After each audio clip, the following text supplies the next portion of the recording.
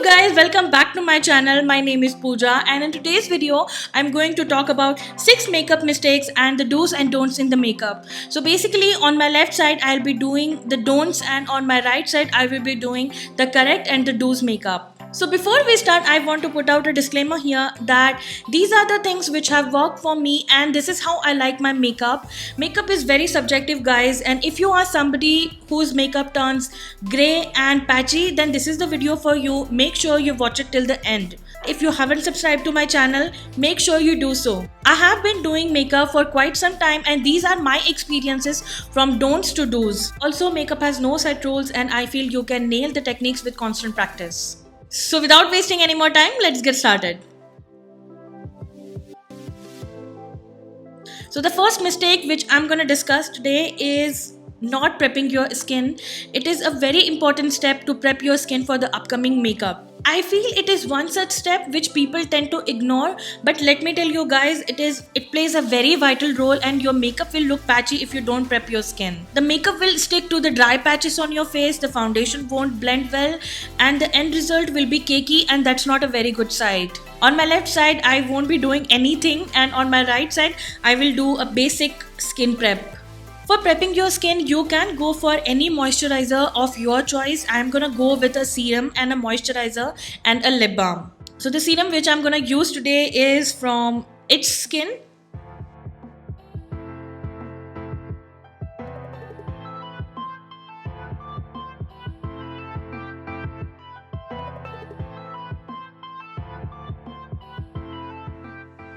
It feels so weird to not apply the moisturizer and serum on the other side. So after the serum, moving on to my moisturizer, this is what I use. I love this cream.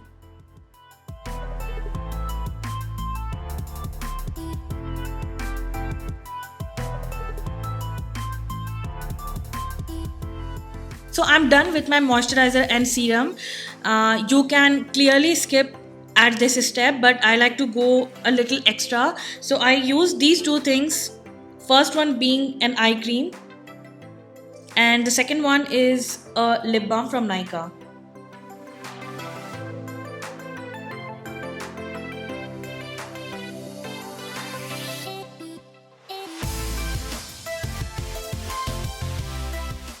So the second mistake is not using a primer. So let me quickly tell you what a primer does. It creates a barrier between your skin and the upcoming makeup, and so it protects your skin.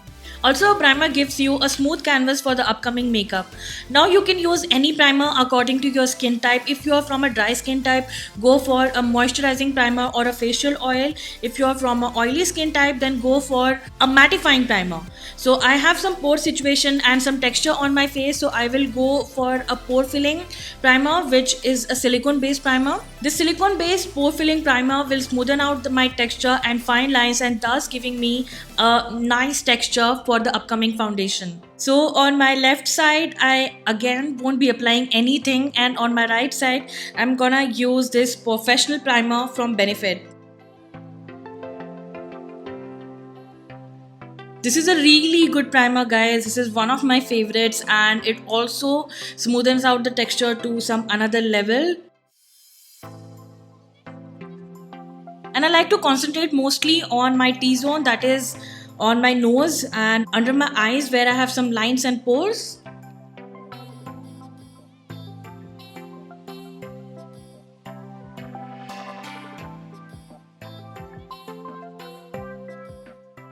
I don't know guys if the camera is picking it correctly, but on my left hand side I can see the texture and on my right hand side you can see it is quite soft and supple and it is completely ready for the makeup.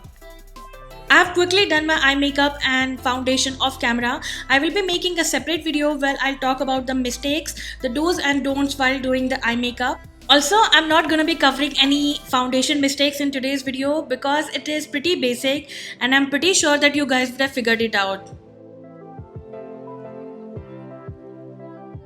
So the third mistake which I'm gonna discuss today is choosing a wrong shade of concealer. Now I have seen a lot of people using a very light shade of concealer under their eyes to highlighten or brighten that area or to rather bring out those areas. But if you apply a very light shade of concealer under your eyes, then they are going to look gray, and also rather than solving the problem, it will draw more attention to the fine lines. I would suggest that you go for a concealer which is close to your skin tone and then top it up with a concealer which is 1 or 2 shades lighter than your skin tone to brighten the skin.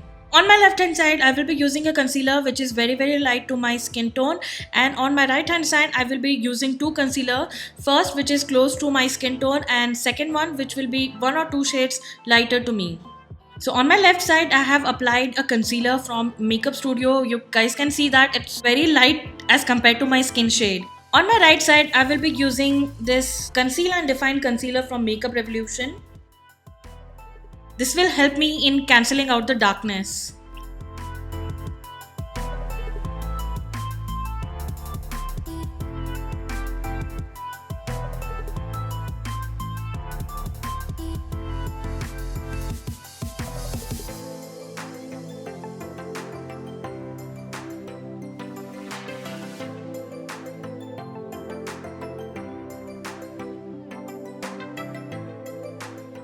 See the difference, guys. This side it's not blending, it's not going well with my skin, and this side it has blended well into the skin.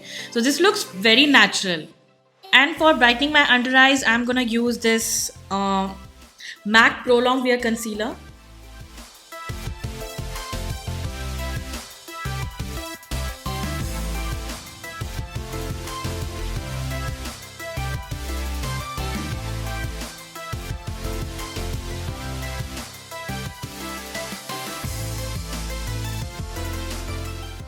No matter what I do, this is not blending in my skin. Check out the difference, guys. This side looks unnaturally white. So the fourth mistake is either not powdering your face at all or using a lot of powder. First of all, it is very important to set your base or at least the concealed areas, otherwise you're running the risk of your under eyes looking creasy and cakey. And secondly, using a lot of powder will dry down that particular area and emphasize the fine lines and textures on your face. So I'm gonna tell you how I powder my face. For that, I'm using this loose finishing powder from Maybelline. I do not powder my whole face, I only powder my T-zone because that's where I get the most oily. So I usually take my damp sponge, dip it in the powder and press it under my eyes.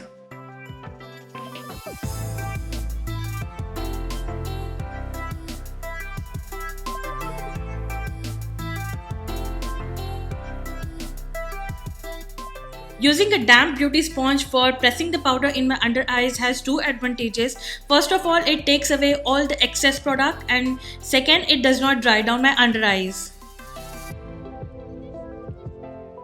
The fifth mistake is the wrong placement of blush or using a wrong shade of blush. For me, blush is a nice flush of color which brings back some color on your otherwise flat face. But I have seen a lot of people going overboard with the blush and then they apply it right on the apples of their cheeks, and then it's a thick big blob of color which is hard to blend and it's not a very good sight. So I'm going to show you how it looks.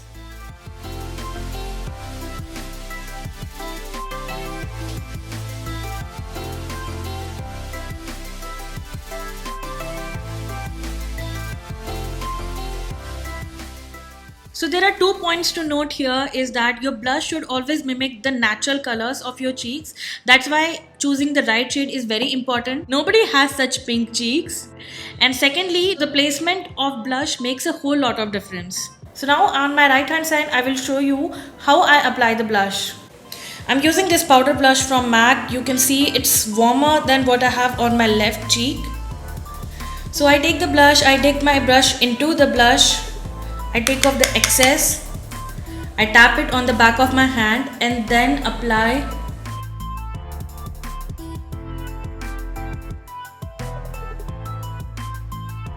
You guys can see I'm working it slightly upward and not putting it on the apples of my cheeks.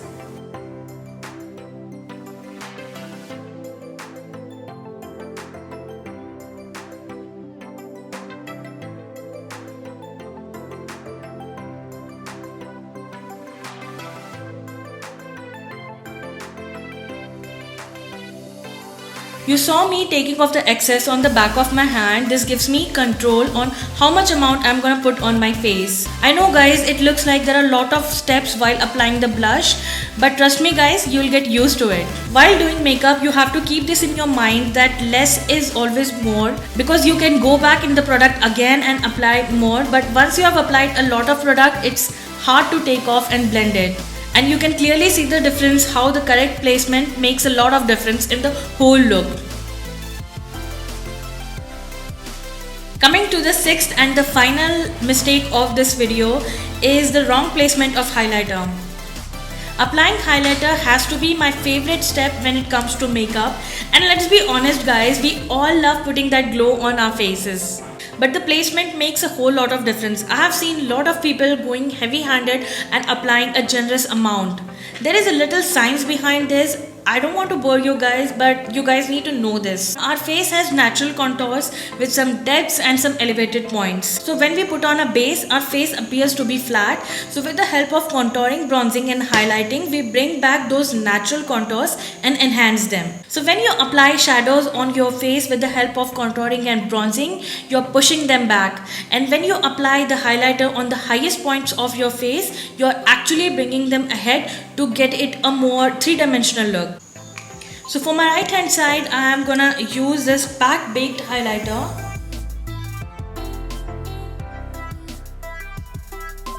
I'm using a fan brush.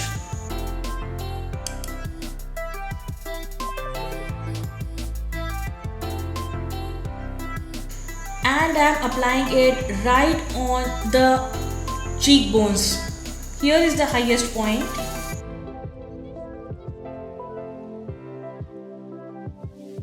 Okay, so I'm not dragging it ahead or taking it back. I'm just putting it right on the cheekbones and I'm blending it there only. I'm also gonna apply it on the other highest points of my face.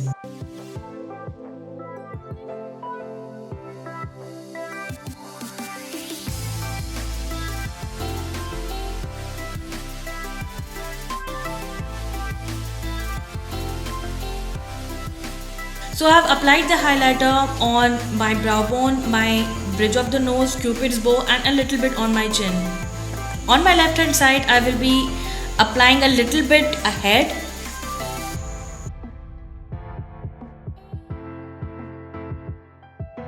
You guys can see that here is where it should be and I have applied it till here. So what it does, that it is gonna enhance the pores and also the texture.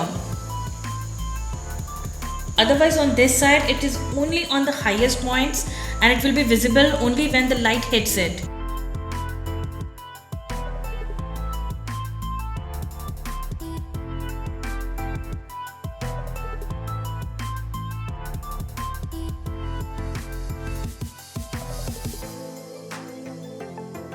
So that's a wrap for today's video guys. I hope you liked it and learned something new. Do try out my tricks and let me know how many of you have been doing these mistakes. And if any of these tricks have worked for you, also give this video a big thumbs up and subscribe to my channel. I will see you soon in my next video. Until then, take care. Bye.